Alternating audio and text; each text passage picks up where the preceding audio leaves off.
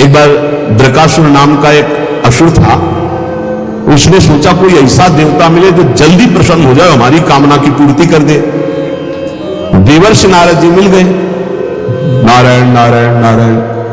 देवर्षि नारद जी को, देवर्षि नारद जी एक ऐसे महात्मा है जिनको कोई द्रोह नहीं करता। त्रिभुवन में कंस भी एकांत में बैठाकर सलाह लेता है, हिरण्यकश्यप भी उठकर आदर करता। कोई भी हो त्रिभुवन में देवर्षि नारद जी से कोई नहीं, जिसको मिलेंगे बिल्कुल पक्की सलाह बताएंगे। कंस ने स्वागत किया, बैठाला और कुशल मंगल। हाँ प्रभु, पूरा प्रजा राज्य सब कुशल मंगल है। अभी अभी की बात है, वसुदेव जी आए थे लड़के को लेकर, हमने वापस कर दिया। कहें तो 8वां से भय है? नहीं नहीं, गड़बड़ है। कमल उठाया, कहा देखो यहां से गिनो, 1 2 3 4 5 6 7 8 आया ना 8वां? पहला आया ना, ये दूसरे से हर 8वां हो सकता है। उनको लगा कि नारद जी जैसा कृपालु कौन हो सकता है। और नारद जी को लगा ऐसे ये दया करेगा तो भगवान के अवतार में देरी हो जाएगी, क्योंकि 8वें में आना है।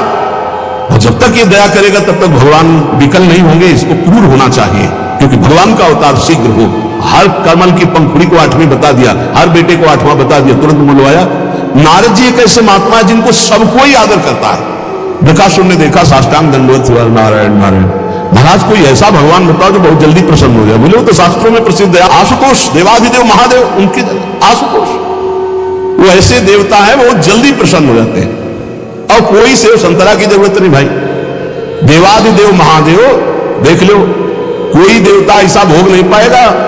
त्रिभुवन में कोई देवता नहीं ऐसा भोग पाएगा जैसा देवाधिदेव भगवान शिव एक चुल्लू जल में प्रसन्न। ऐसे ऐसे कृपालु हैं कि जो कोई सृष्टि में ना स्वीकार करे, वो स्वीकार करने के लिए तैयार, उतने में प्रसन्न हो जाते हैं। बोले आशुतोष देवाधिदेव महादेव हैं। और वो सोचा कि मंत्र और ये आराधना हमसे तो बनेगी नहीं, आसुरी प्रवृत्ति है।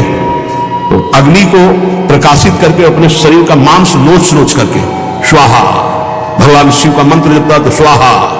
भगवान शिव बड़े कृपालु के, बेकार को ऐसे हम तो एक चुल्लू जल में प्रसन्न हो जाते हैं, इतनी भगवान शिव प्रसन्न हो गए। कर्ता को जाने नहीं, हम ये बता रहे। भगवान शिव ने कहा काहे को तुम इतना कष्ट सह रहे हो, क्या चाहिए तुम्हें? माता जी के सहित प्रकट हुए थे। माता जी त्रिपुर सुंदरी असुर है ना, राक्षस, तो इसकी बुद्धि तो राक्षसी ही रहेगी। भगवान शिव की तरफ देखा, माता जी की तरफ देखा। उसने कहा प्रभु मेरी इच्छा है कि मैं जिसके ऊपर हाथ रख दूं भस्म हो जाए।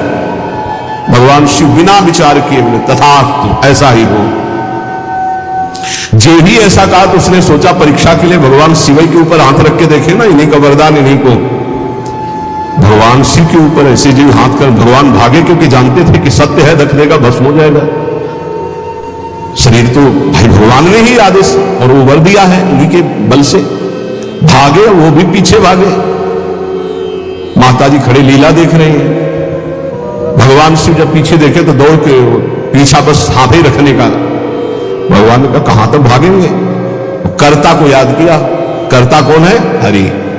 हरि को याद किया, जो ही याद किया तो आ गए ब्रह्मचारी के रूप में। और भगवान शंकर से इशारा किया, चैन की सांस लो, अभी इसका हिसाब करते। नजदीक गए, बोले प्रणाम प्रकाशुर जी। इतना प्यार से विश्व में कोई नहीं बोला था, तो असुर प्रणाम प्रकाश, अमृतमय वचन, ऐसा आकर्षण और ऐसे कमल नयन और ऐसी चितवन को खड़ा हो गया। बोले प्रकाशुर जी यदि आपको मेरे सहयोग की आवश्यकता हो तो सहयोग से बड़े बड़े काम बन जाते हैं, आप क्यों भाग रहे हो इनके पीछे? बोले इनके ऊपर हाथ रखने, तो तुम्हारे हाथ में कुछ है क्या जो रखना चाहते हो? बोले वरदान दिया है शिव जी ने कि जिसके ऊपर हाथ रख दोगे वो भस्म हो जाएगा। अरे बोले अभी तुम्हें विश्वास है? दक्ष ने साप दे दिया था, इनके पास कोई ताकत नहीं रह गई। तुम हाथ रख के अपने ऊपर देखो, अगर झूठा निकलेगा ना तो दोनों मिलकर के। हाँ ये बात तो पक्की है। एक सेकंड में हिसाब कर, हरि है हरि। एक सेकंड उसको यह समझ में नहीं आई कि अगर हाथ रखा सच्ची हुआ तो कौन बताएगा आके इनको। जो ही ऐसे किया सो क्षण में भस्म हो गया, लाख हो गया। भगवान शंकर ने हाँ बोले प्रभु थोड़ा सोच समझ के वरदान दिया करो, तुम तो ऑर्डर डाली हो, अपनी भी सुरक्षा नहीं देखते। समीप में बैठे हैं अर्जुन जी के भगवान श्री कृष्ण। एक ब्राह्मण आता है और श्री भगवान के सामने वो कहता है प्रभु प्रभु अभी अभी मेरा पुत्र प्रकट हुआ और पधार गया। द्वारिकापुरी की बात है। प्रभु पैदा होते ही मर गया, ऐसा तो कभी नहीं हुआ कि पुत्र पिता के सामने मर जाए, ये तो धर्म रहित बात है। और अपने बालक को भगवान के सामने से राजमहल के द्वार पर रखता है और विलाप करके बड़ी आतुरता पूर्वक कहता, संदेह नहीं कि इस समय पृथ्वी में ब्रह्म ऋषियों का द्रोह करने वाले लोग पैदा हो गए हैं, धूर्त कृपण पापी लोग बढ़ गए हैं, कर्म दोषी हो गए हैं, इसीलिए ये काल उल्टा चक्र चला रहा है कि पिता के सामने जन्मा हुआ पुत्र मृत्यु को प्राप्त हो रहा है। ये राज हिंसापरायण दुष्शील अजितेंद्री प्रजा को दरिद्री कर रहे हैं, कर ले करके दुख पर दुख प्रजा भोग रही है, इसीलिए हमको सामने महान संकट देखना पड़ा। अधार्मिक राजाओं के होने के कारण मेरा पुत्र मेरे सामने मरा, ऐसा काल व्यतिक्रम है, नहीं होना चाहिए था। इस प्रकार बोलकर चला गया। फिर दूसरा पुत्र हुआ तो फिर मर गया, फिर बोल के चला गया। तीसरा पुत्र पैदा हुआ, फिर मर गया, फिर वैसे ही बोल के चला गया। जब नवें बालक के मरने पर वो वहां आया तो अर्जुन जी ने कहा, ब्राह्मण सुनो, इस निवास स्थान द्वारिका में ऐसा लगता है कोई धनुषधारी क्षत्रिय नहीं है। बार बार तुम यहां रोकर चले जाते और कोई नहीं बोलता कि मैं तुम्हारी रक्षा करूंगा। मैं समझता हूं इस समय तुम बड़े संकट में हो, बड़े दीन हो रहे हो क्योंकि तुम्हारे पुत्र मर रहे हैं। मैं प्रण करता हूं तुम्हारे पुत्र की रक्षा करूंगा। कर्ता को जाने नहीं, भगवत ऋषि जी कह रहे हैं। अरे उनका जाओ, तुम बात क्या बनाते, तुम क्या पूर्ण करोगे? जब ये श्री कृष्ण और बलराम बैठे हैं तो तुम क्या पूर्ण कर लोगे? अर्जुन से कहा तो कह रहे हैं, मैं कोई संकर्षण नहीं हूं बलराम जी, और मैं कोई कार्ष्णी कृष्ण नहीं हूं, मैं गांडीव धनुषधारी अर्जुन जो बोलता हूं वही करके दिखाता हूं। यहां दो भाव निकलते हैं। ये देखो भाई, मैं कोई कृष्ण बलराम तो हूं नहीं, उनका दास हूं। तो भगवान अपने प्रण को चाहे भुला दे लेकिन दास के प्रण का निर्वाह करते, इसलिए मैं प्रण लेता हूं कि मैं तुम्हारे पुत्र की रक्षा करूंगा। और एक भाव ये होता है कि मैं कोई कृष्ण बलराम नहीं, मैं गांडीव धनुषधारी अर्जुन हूं, जो प्रण लेता हूं उसे पूर्ण करता हूं। ब्राह्मण देवता, यदि मैंने तुम्हारे पुत्र की रक्षा नहीं की तो चिता लगाकर तुम्हारे सामने भस्म हो जाऊंगा। मैं अधिक क्या कहूं, अगर मृत्यु भी सामने आएगी तो मैं जीत कर तुम्हारे पुत्र की रक्षा करूंगा, मैं वचन देता हूं। तब ब्राह्मण ने कहा, जय हो कुंती नंदन अर्जुन, तुम्हारी जय हो भाई, धन्य है, तुम्हारा बल पौरुष प्रशंसनीय है। अब मैं जा रहा हूं, जब बालक होने को होगा तो मैं तुम्हें सूचना दूंगा। फिर समय आया प्रसव का, ब्राह्मण भागता हुआ आया, अर्जुन अर्जुन इस बार तुम मेरे बच्चे को बचा लो, मृत्यु से बचा लो। अर्जुन तत्काल गए, आचमन किया, भगवान शंकर का ध्यान करके प्रणाम किया, श्री कृष्णचंद्र की तरफ देखा भी नहीं, कर्ता को जाने नहीं यही बात समझा रहे, समझो। और दिव्यास्त्र का स्मरण किया और गांडीव पर प्रत्यंचा चढ़ाई और ऐसा बाणों का हाहाकार मचा दिया कि वायु भी प्रवेश करेगी प्रसव गृह में तो अर्जुन की आज्ञा से प्रवेश करेगी। दिव्यास्त्रों से पूरा बांध दिया, मंत्र से अभिमंत्रित करके प्रसव गृह को चारों ओर से घेर दिया, ऊपर नीचे दाएं बाएं, ऐसा पिंजड़ा और दिव्य मंत्रों के द्वारा। पहले तो कम से कम बालक पैदा होकर के रोता फिर मर जाता था, अब पैदा हुआ ना तो सौ मिला ना आवाज सुनाई दी, गायब हो गया। पहले तो कम से कम लाश तो मिलती थी, रोता तो था फिर मर जाता था। अब वो ब्राह्मण अर्जुन से कहने लगा कि मेरी मूर्खता देखो, इस नपुंसक की बात में मैं आ गया। हाँ, अरे जहां श्री कृष्ण और बलराम नहीं रक्षा कर पाए, इसकी दीन भरी बातों पर मैंने विश्वास कर लिया। ना प्रद्युम्नो ना निरुद्धो न रामो न च केशवा यस्य सेको परित्रातुम कोन्यस्तद विदेश्वरः। कौन ऐसा है जहां श्री कृष्ण बलराम प्रद्युम्न और अनिरुद्ध नहीं रक्षा कर पाए, वहां और त्रिभुवन में कौन रक्षा कर सकता है? मिथ्यावादी अर्जुन को धिक्कार है, अपने मुंह से बड़ाई करने वाले गांडीव धनुषधारी अर्जुन को धिक्कार है। दुर्बुद्धि मूढ़तावश कहता था कि मैं तुम्हारे बालक की रक्षा कर लूंगा। अब ब्राह्मण तो क्रोध में, देखने को वो नहीं मिला लड़के का, पैदा हुआ गायब।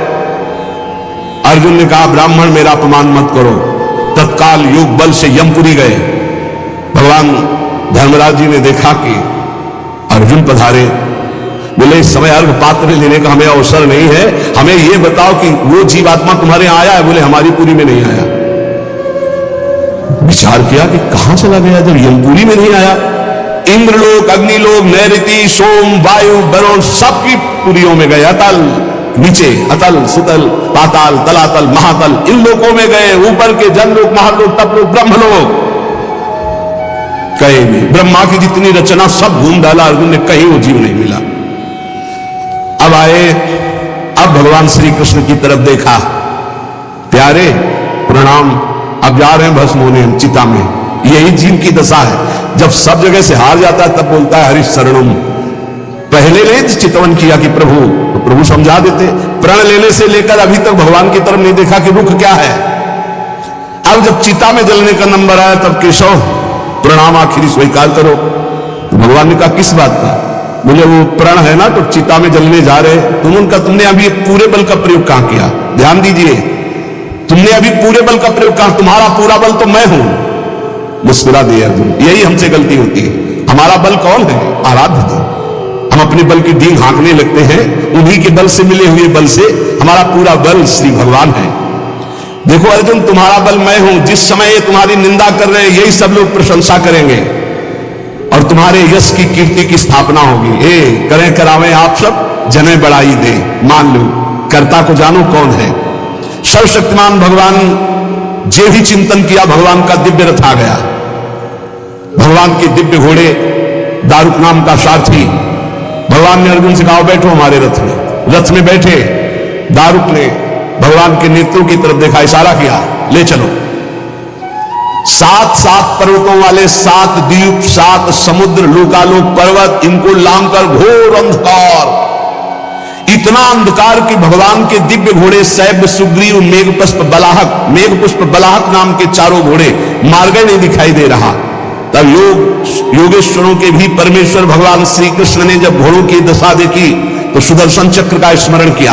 हजार हजार सूर्यों जैसा एक साथ तेज प्रकाशित करने वाले भगवान के दिव्य पार्षद सुदर्शन जी आगे चल रहे हैं। घोर अंधकार में सुदर्शन चक्र से ज्योति ऐसी प्रकट हो रही, सब अंधकार नष्ट होता जा रहा, प्रकाश। ऐसे भगवान के सेवक हैं, ऐसे भगवान के दास हैं। सुदर्शन चक्र के द्वारा बतलाए हुए मार्ग से चलकर अंधकार की अंतिम सीमा में पहुंचे। अब अंधकार के पास इतना दिव्य प्रकाश, प्रकाश ही प्रकाश, जैसे घोर अंधकार ऐसे घोर प्रकाश। अब वहां अर्जुन की आंखें चौंधिया गई, विवश हो गए, नेत्र बंद कर लिए, इतना तेज। भगवान वहां भी सामर्थ्य प्रदान करी अर्जुन को और घोड़ों को भी। उस तेज के बाद महान जलराशि, श्याम वर्ण का जल ही जल, अगाध जल, जल पार किया तो तेज आंधी, वायु ही वायु। भगवान की ही केवल सामर्थ्य पहुंचने की और सामर्थ्य रही। अब वायु के प्रवाह में बड़ी बड़ी तरंगें उठने लगी। फिर भगवान ने उसको शांत किया। आगे बढ़े तो एक दिव्य महल, और उस महल में मणियां ऐसी चमक रही थी मानो हजार हजार सूर्य एक साथ प्रकाशित हो रहे। भगवान भगवान है, भगवान जैसा कोई नहीं। चारों ओर बड़ी ही उज्जवल ज्योत फैल रही है।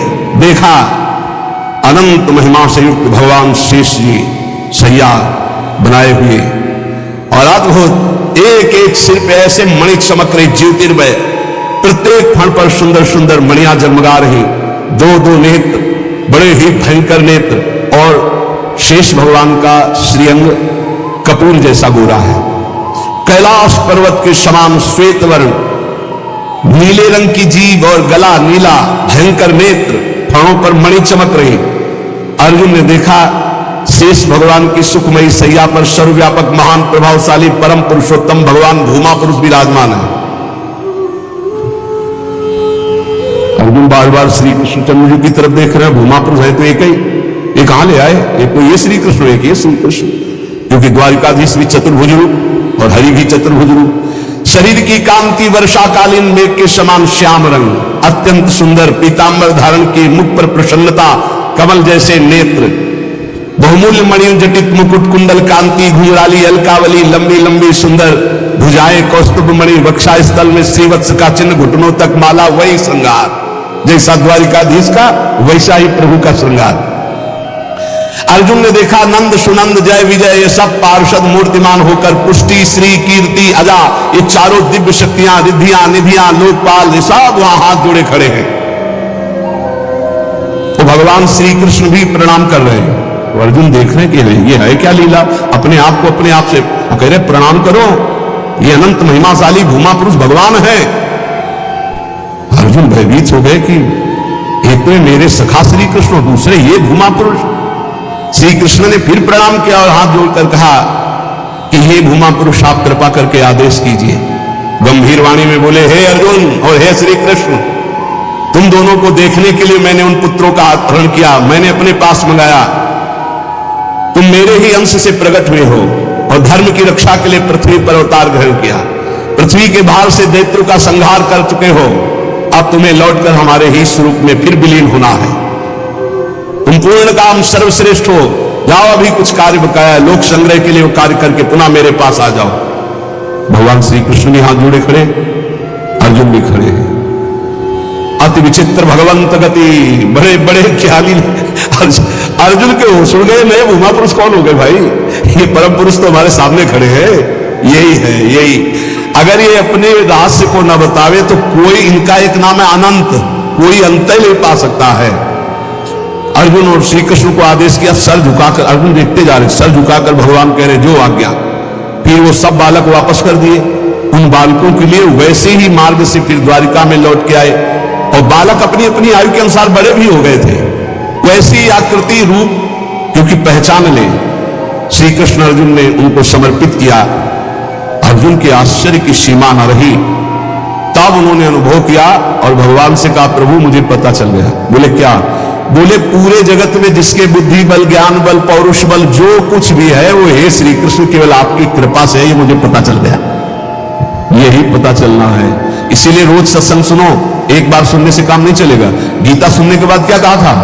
नष्टो मोहा स्मृति लब्धा। फिर क्या हो गया? फिर मोह। ये हवा है, आंधी है, कभी भी गंदा कर सकती बुद्धि को। देखो अर्जुन जी ने गीता सुनने के बाद कहा था नष्टो मोहा स्मृति लब्ध। फिर मोह हो गया, वो माने अज्ञान।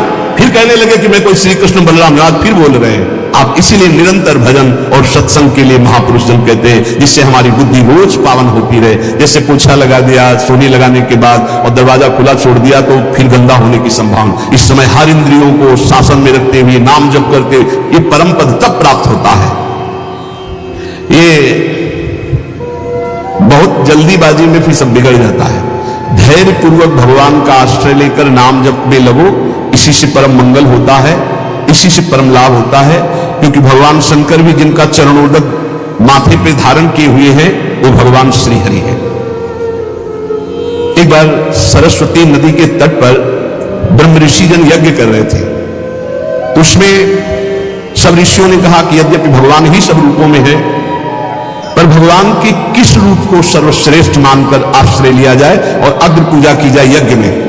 भगवान के सब रूप हैं, हमें कोई संशय नहीं। तो उनका प्रगट रूप की महिमा प्रकाशित करने के लिए किसी ब्रह्म ऋषि को परीक्षा लेनी होगी त्रिभुवन के तीनों बड़े ईश्वरों की, हरि, देवादिदेव महादेव, ब्रह्मा। तो ब्रह्मा पुत्र भृगु जी खड़े हुए, उन्होंने कहा परीक्षा तो हम ले लेंगे, निर्णय आप कर देना। सब ऋषियों की वंदना करके भृगु जी गए और ब्रह्मा जी के सामने ऐसे खड़े हो गए। क्रोध आया कि इतना बड़ा ऋषि होकर और ऐसा अभद्र व्यवहार करता है, पर फिर एकदम भ्रकुटी तो चढ़ी, गुस्सा तो आया, पर शांत हो गए। है तो मेरा ही बेटा, भृगु जी ब्रह्मा जी के तो पुत्र है। ब्रह्मा जी शांत हुए, भृगु जी कुछ नहीं बोले, चले गए। जब कैलाश पहुंचे तो देवादिदेव ने कहा, आओ आओ ब्रह्म ऋषि श्रेष्ठ, आओ तुम्हारा स्वागत है। मुंडों की माला धारण करके चिता की राख लगाते हो, हम तुम्हारे गले लगेंगे। अरे उन्होंने कहा हम तुम्हें ब्रह्म ऋषि मान के स्वागत करें, तुमने ऐसे समझा क्या? उठाया त्रिशूल। भगवान शिव का तुमने ऐसे समझा क्या? हम तुम्हारा आदर कर रहे हैं ब्रह्म ऋषि मानकर, तो तुम जो है अवहेलना कर रहे हो। हम मुंडों की माला पहनते हो, चिता की भस्म लगाते हो, कहते हो तुम्हारे गले लग जाएंगे। महादेव जी ने उठाया त्रिशूल, रोक, भृगु जी चल दिए वहां से। और भगवान श्री हरि के धाम पहुंचे वैकुंठ में। लक्ष्मी जी चरण चाप रही थी, अर्ध निमीलित नेत्र में परमानंद में डूबे हुए भगवान गए, सीधे एक लात मारी छाती पे। लक्ष्मी जी तो आश्चर्यचकित हो गई, तभी कहा कि भीख मंगाऊंगी ब्राह्मणों, हमारी प्रीतम की लात मारा ना। पहले प्राय ऐसे ब्रह्म ऋषि जन होते थे ना, व्यवस्था वेद के अपार ज्ञानी, तप के महाधनी, भोजन की व्यवस्था। लक्ष्मी जी कहते तुम्हारे पास नहीं आएंगी, हमारे प्रीतम को लात मारा है ना तुम। लक्ष्मी जी तो थोड़ा नाराज हुई और हरि उठ के बैठ गए और चरण दबाने लगे। हाँ, बड़ा कठोर हृदय है हमारा, आपके बड़े कोमल चरण हैं, अगर मुझे पता चलता तो मैं आपके चरणों की अगवानी करता, मुझसे अपराध बन गया कि मैंने अगवानी भी आपके चरणों की और चरण दबाने का। प्रभु जी के नेत्रों में अश्रु आ गए और कहा प्रभु बस यही देखने के लिए हमको सब ब्रह्म ऋषियों ने भेजा था। यद्यपि आप ही शिव हो, आप ही ब्रह्मा हो, आप ही चराचर जगत हो, पर प्रभु आपका जो करुणा वर्णालय हरि